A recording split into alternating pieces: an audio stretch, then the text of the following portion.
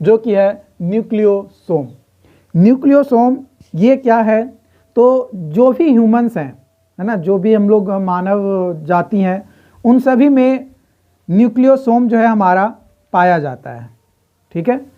और जो न्यूक्लियोसोम है, ये न्यूक्लियस के अंदर जो क्रोमोजोम्स हैं, जो कि 46 क्रोमोजोम्स हैं, यानी 23 पेयर्स जो है क्रोमोजोम्स का होता है। जो मेजर प्रोटीन होता है हमारा क्रोमोजोम्स का, उसको क्या कहते हैं, हिस्टोन कहा जाता है। जो मेजर प्रोटीन है, पार्ट है क्रोमोजोम्स का, उसे हिस्टोन कहा जाता है। और हिस्टोन जो है वो कैरी करता है, किसको करता है, लाइसिन को और आर्गिनिन को कैरी करता है, जो कि अमीनो एसिड है। क्या है, अमीनो एसिड है, जो कि पॉजिटिवली चार्ज्ड को, जो प्रोटीन होता है, पॉजिटिवली चार्ज प्रोटीन होता है, उसको अलाउ करता है ताकि वो बांध कर रख सके। किसको बांध कर रख सके, जो निगेटिव चार्ज्ड फास्फेट शुगर होते हैं, उनको क्या करे, बांध कर रखे, और बांध कर इस तरीके से रखे कि वो डीएनए का क्या बन जाए, बैकबोन बन जाए, यानी रीढ़ की जो हड्डी होती है उस तरीके से वो, मतलब उसके रीढ़ की हड्डी के जैसा बन जाए, यानी बैकबोन बन जाए, उसका सहारा वो बन जाए। जो क्रोमोजोम्स होता है, जो कि अनफोल्डेड होता है, उसको ट्रीट किया जा सकता है। किसके साथ ट्रीट किया जाता है, तो लो आयनिक स्ट्रेंथ वाला जो सॉल्यूशन होता है उसके साथ जो है क्रोमोजोम्स का अनफोल्डेड को क्या किया जाता है, ट्रीट किया जाता है। और जो एक्सटेंडेड क्रोमोजोम्स होते हैं, जिसको बढ़ाया जा सकता है क्रोमोजोम्स को, मतलब देखने में वैसा लगे कि वो एक्सटेंड किया जा रहा है, वो क्या होता है, वो एक इलेक्ट्रॉन माइक्रोग्राफ पे उसको स्ट्रिंग के जैसा दिखाया जाता है। और वो डीएनए हिस्टोन का एक कॉम्प्लेक्स पार्ट होता है, और उस कॉम्प्लेक्स पार्ट को ही क्या कहा जाता है, न्यूक्लियोसोम कहा जाता है। वही चीज लिखा हुआ है, the extended chromosomes look like a beads on a string on a electron micrograph. The beads are DNA histone complex called nucleosome. उसको क्या कहा जाता है, न्यूक्लियोसोम कहा जाता है। और जो स्ट्रिंग होता है वो डबल स्ट्रैंडेड डीएनए होता है, यानी डीएनए जो है डबल स्ट्रैंड हेलिक्स, जो कि मैंने पिछले वीडियोस में आपको बताया, वो यहाँ पे होता है। जो हर एक न्यूक्लियोसोम होता है वो कंसिस्ट करता है हिस्टोन को, जिसके आर पार, मतलब चारों तरफ क्या होते हैं, डीएनए रैप्ड होते हैं। हिस्टोन्स जो होता है न्यूक्लियोसोम्स का वो। अब बात करते हैं, ये हमारा न्यूक्लियोसोम, आई होप कि समझ में आ गया होगा कि क्या होता है। अब बात करते हैं जेनेटिक कोड के बारे में। तो जेनेटिक कोड यानी क्या, जैसे हम आपसे बात कर रहे हैं तो एक लैंग्वेज है कि हाँ भाई हिंदी में बोल रहे हैं, इंग्लिश में चीज़ें लिखी हुई है, तो उसको जो है ट्रांसलेट करके आपको मैं बता रहा हूँ। लेकिन हमारे शरीर के अंदर जो डीएनए है वह, उसको अगर मान लो ब्लड से बात करना है, उसको अपने एमआरएनए से बात करना है, उसको प्रोटीन से बात करना है, तो कैसे करेगा, तो वो एक कोडिंग में बात करेगा। किस चीज़ में बात करेगा, एक कोडिंग में बात करेगा। उसी कोड को कहा जाता है जेनेटिक कोड। तो डीएनए का जो है, जो डीएनए मॉलिक्यूल है वो 3 भाग में बांटे जाते हैं, फास्फोरिक एसिड, डीऑक्सीराइबोज शुगर और नाइट्रोजस बेस, नाइट्रोजन का बेस। जो शुगर फास्फेट है वो जो डीएनए का बैकबोन के तौर पे वर्क करता है, और वो हमेशा सेम रहता है, वो चेंज नहीं होता है, जो फास्फेट शुगर होते हैं वो। और यही जेनेटिक इंफॉर्मेशन को क्या करता है, कैरी करता है। इसी का काम होता है कि आप जेनेटिक इंफॉर्मेशन को कैरी कीजिए। जो बेसिक स्ट्रक्चरल यूनिट था जेनेटिक कोड को, वो पढ़े थे या किनके द्वारा वो दिया गया था, तो गॉर्ग गमाऊ के द्वारा, गॉर्ग गमाऊ के द्वारा दिया गया था कि जो basic unit of genetic code है वो टर्म। जेनेटिक कोड का बेसिक प्रॉब्लम यह है कि वो इंडिकेट करता है कि किस तरीके से इंफॉर्मेशन को लिखा जा सके। यानी 4 लेटर लैंग्वेज नाइट्रोजन बेस, और डीएनए जो है वो ट्रांसलेट करता है 20 लेटर ऑफ लैंग्वेज को टर्म में अमीनो एसिड ऑफ प्रोटीन, यानी प्रोटीन के टर्म में 20 लेटर्स लैंग्वेज बना देता है। जो 4 लेटर लैंग्वेज होता है नाइट्रोजन बेस का, उसको वो इस तरीके से उसको कन्वर्ट कर देता है। और जो ट्रिपल कोड होता है, ऐसे कोड होते हैं, सिंगल कोड भी होते हैं, डबल कोड भी होते हैं एंड ट्रिपल कोड होते हैं। तो जो सिंगल कोड और जो डबल कोड है ये इनसफिशिएंट होता है, ये प्रॉपर इंफॉर्मेशन को कैरी नहीं करता है। इसलिए हम लोग जनरली यूज क्या करते हैं, ट्रिपल कोड। जब भी जेनेटिक इंफॉर्मेशन देखेंगे तो उसमें ट्रिपल कोडिंग ही हमें देखने को मिलेगा। इसमें क्या होता है कि जो लेटर्स होते हैं वो 3 कोड मतलब 3 लेटर्स होते हैं, और ये 64 अमीनो एसिड को क्या करता है, कंटेन करता है। और ये जो 64 अमीनो एसिड है ये 20 अमीनो एसिड के इक्विवेलेंट आता है। मतलब 20 अमीनो एसिड को जो है कन्वर्ट किया जाता है ट्रिपल कोडिंग के साथ, और वो 64 लेटर्स को कंटेन करता है। कितने? 64 लेटर्स को कंटेन करता है। लेकिन ये कोडिंग किस तरीके से होता है, 3-3 लेटर का कोडिंग होता है। कितने का? 3-3 लेटर का कोडिंग होता है। जो पहला एक्सपेरिमेंट किया गया था ताकि ये जो ट्रिपल कोडिंग है इसको वेरीफाई किया जा सके, इसको चेक किया जा सके, वो किया गया था 1961 में। कब किया गया था? 1961 में किया गया था। किसके द्वारा किया गया था? तो क्रिक साहब थे, उनके द्वारा किया गया था, और उनके कुछ सहयोगी भी थे। किसके द्वारा? क्रिक, यहाँ पे लिखा हुआ है ना, हाँ, क्रिक एंड कोवर्कर्स, है ना, क्रिक और कोवर्कर्स के द्वारा किया गया था, ताकि जो ट्रिपल कोडिंग है इसको सही मायने में माना जा सके, वेरीफाई माना जा सके।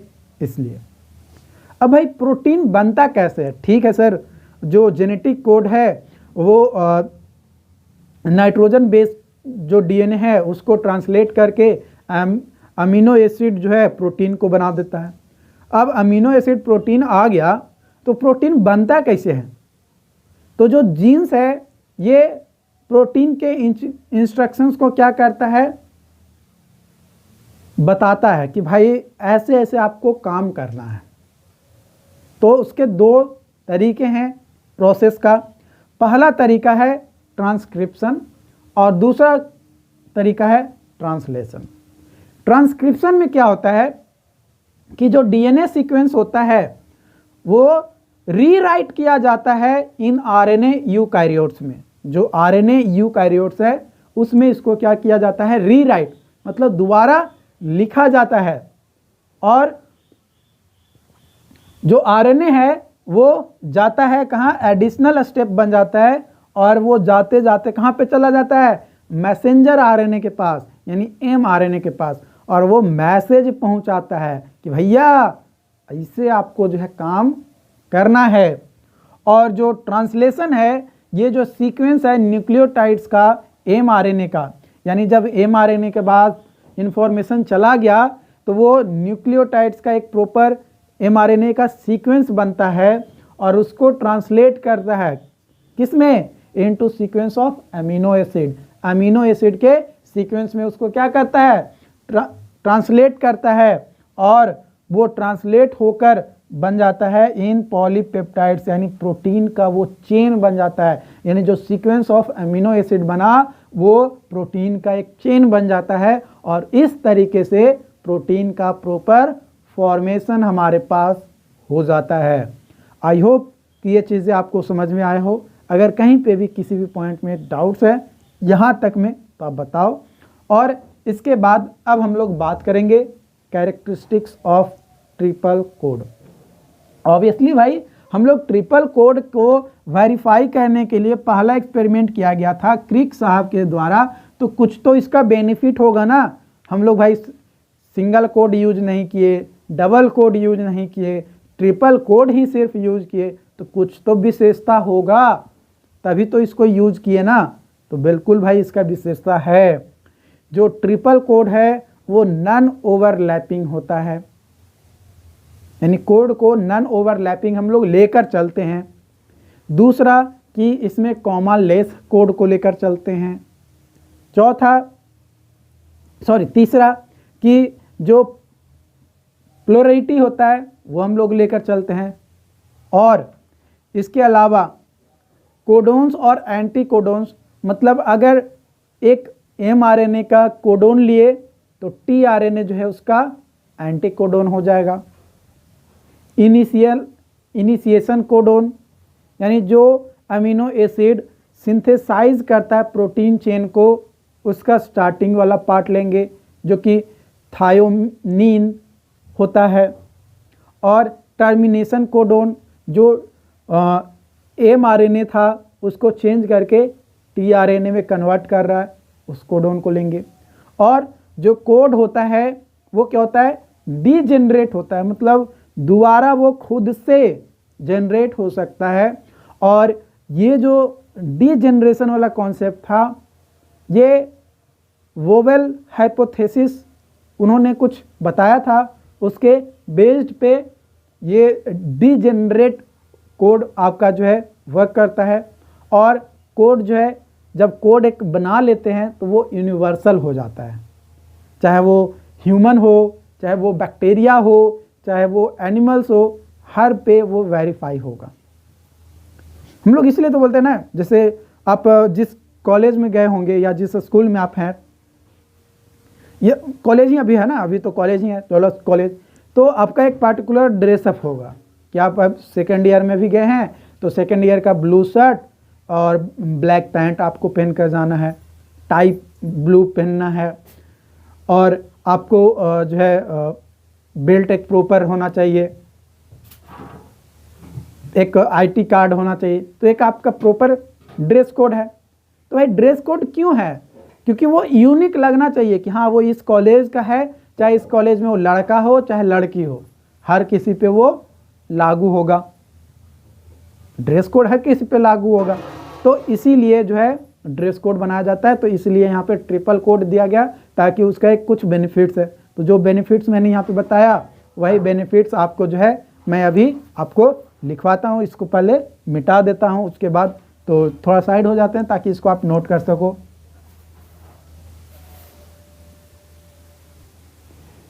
ठीक है, तो पहला पॉइंट मैंने लिख दिया, बाकी पॉइंट हम लोग साथ में लिखेंगे। पॉइंट क्या है कि code is non overlapping. Non overlapping code जो है CAUG है ना, ये C for cytosine, A for adenine, U for बताओ,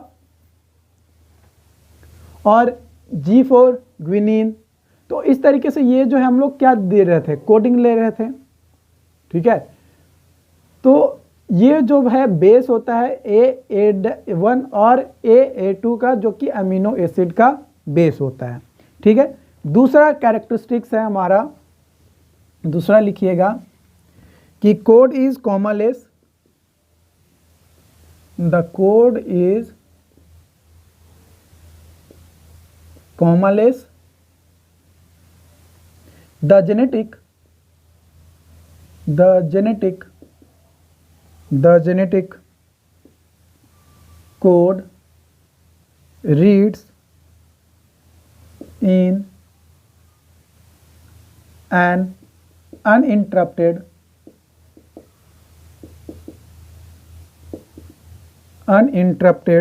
manner from one end to one end of nucleic acid chain to another। जैसे UUU इसको जो है फे पढ़ा जाता है, CUC इसको जो है ल्यू पढ़ा जाता है, GUC इसको वेल पढ़ा जाता है, VCC इसको जो है थैर पढ़ा जाता है। ये ऊपर वाला जो है ये बेस है, ठीक है, और नीचे वाला जो है अमीनो एसिड है ना, नीचे वाला क्या है, अमीनो एसिड है। उसके बाद तीसरा है code has polarity, code has polarity यानी इसका एक पोल ये 3' एंड 2 मैंने 5' 3' मैंने ये क्या है, एक पोल है, ये एक पोल है। ये क्या बताता है, ये आपका बता रहा है कि यहाँ पे 5 कार्बन होगा और यहाँ पे 3 है तो 3 कार्बन होगा, यहाँ पे 5 कार्बन होगा और यहाँ पे 3 कार्बन आपका होगा, जो कि मैंने पहले बताया है, ठीक है। उसके बाद है चौथा कोडोन्स एंड एंटीकोडोन्स। ड्यूरिंग ट्रांसलेशन, जब ट्रांसलेट करते हैं, the codons of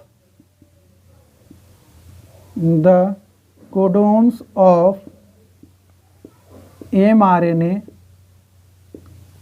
pair with complementary anticodons,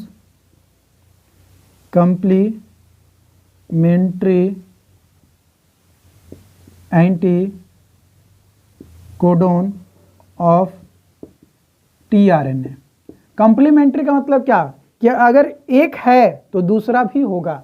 जैसे भात खा रहे हैं तो दाल खाएंगे ही खाएंगे, भात खा रहे हैं तो सब्जी खाएंगे ही खाएंगे, खाली भात तो नहीं खाएंगे ना, भात के साथ कुछ तो मिला हुआ होगा, चाहे नमक ही हो, चाहे अचार ही हो, चाहे जो भी हो, चटनी ही काहे ना हो, ऐसे तो नहीं खाएंगे भात। सिर्फ भात खाने के लिए कुछ तो यूज करेंगे, तो वही हो गया कॉम्प्लीमेंट्री। यानी mRNA अगर कोडोन है तो tRNA जो है एंटी कोडोन होगा। ये कॉम्प्लीमेंट्री है, एक के साथ एक होगा ही होगा, जरूरी है, ठीक है। जैसे कोडोन mRNA का अगर लिख रहे हैं यहाँ पे, जो कि 5' AUG लिख रहे हैं 3', तो एंटीकोडोन tRNA का हम लोग यहाँ पे लिखेंगे 3' UAG 5', ठीक है, ये लिखेंगे। 5th नंबर पॉइंट है initiation codon. Initiation codon,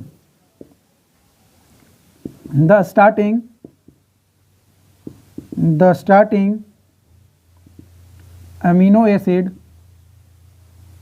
in synthesis of most protein chains is methionine. It is find to initiation sites containing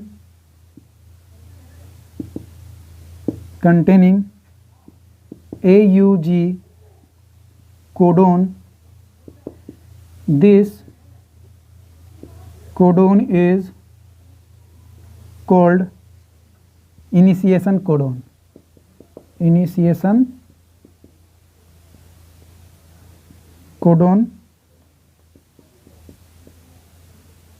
Less often GUG also function as initiation codon in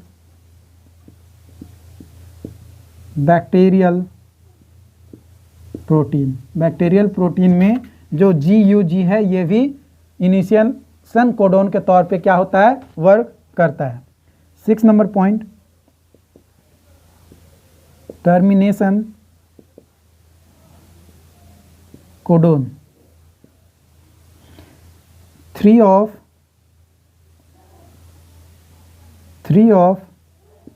64 codons do not specify any tRNA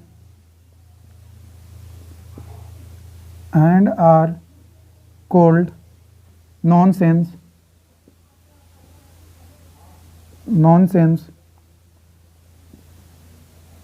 codon. These codons are UAG, जिसको amber कहते हैं, UAA जिसको ऑर्चरे कहते हैं, and UGA इसको जो है ओपल कहा जाता है. Since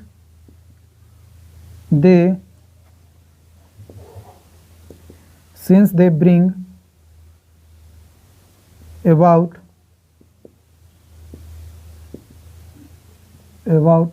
termination of polypeptide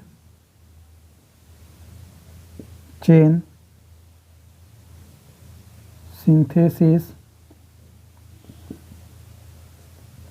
they are also called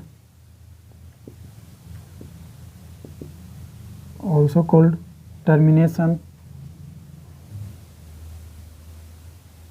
codon. ठीक है, इसको क्या कहते हैं? टर्मिनेशन कोडोन कहते हैं. जो कि कौन कौन है? 3 कोडोन है. 64 कोडोन में से 3 कोडोन है, जो कि एक है UAG, UAA और UGA. ये 3 को जो है ये एंटी कोडोन के तौर पे वर्क करता है, जो कि termination of polypeptide chain synthesis के थ्रू होता है.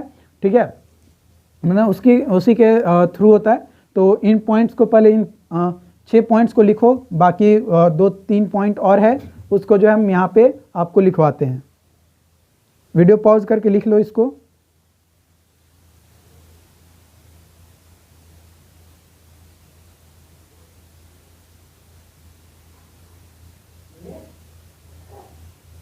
चलो ठीक है, लिख लिए. वीडियो पॉज करके, ये सब चीज़ रिकॉर्डेड है तो वीडियो पॉज करके तो लिख ही सकते हो.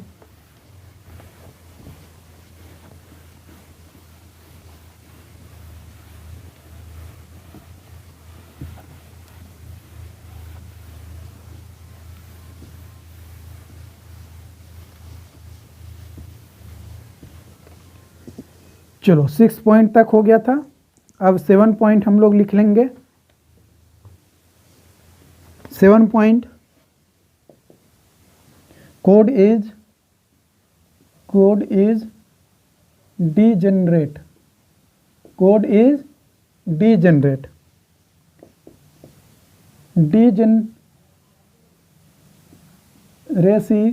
Degeneracy of genetic code minimizes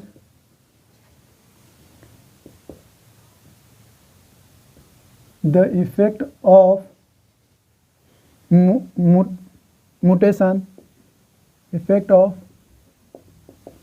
mutation since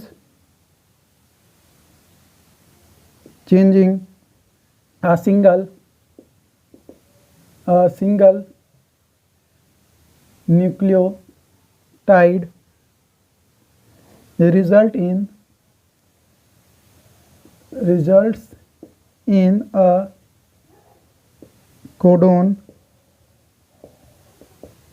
that still specifies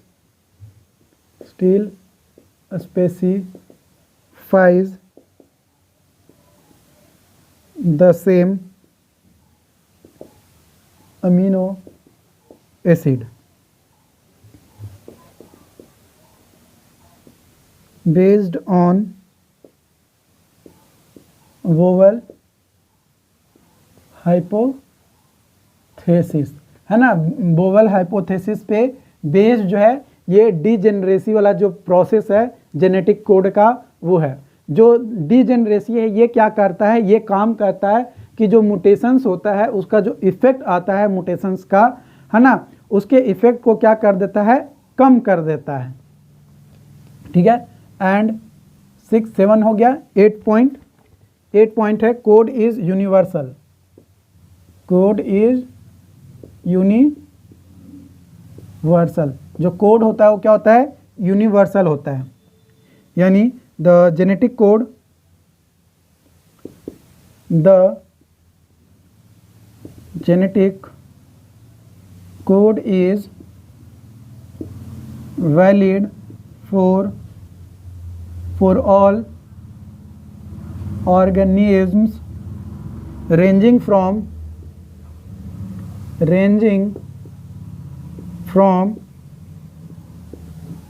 bacteria to man. यानी यूनिवर्सल कोड जो है सभी के लिए क्या होता है, सेम होता है। तो आई होप कि आज का जो सेशंस था यहाँ पे ये समझ में आया हो। किसी भी पॉइंट में आपको लगा हो कि डाउट्स है, कन्फ्यूज़न है, तो आप हमें ज़रूर बताइएगा, डेफिनेटली आपकी हेल्प की जाएगी। Okay, thank you so much.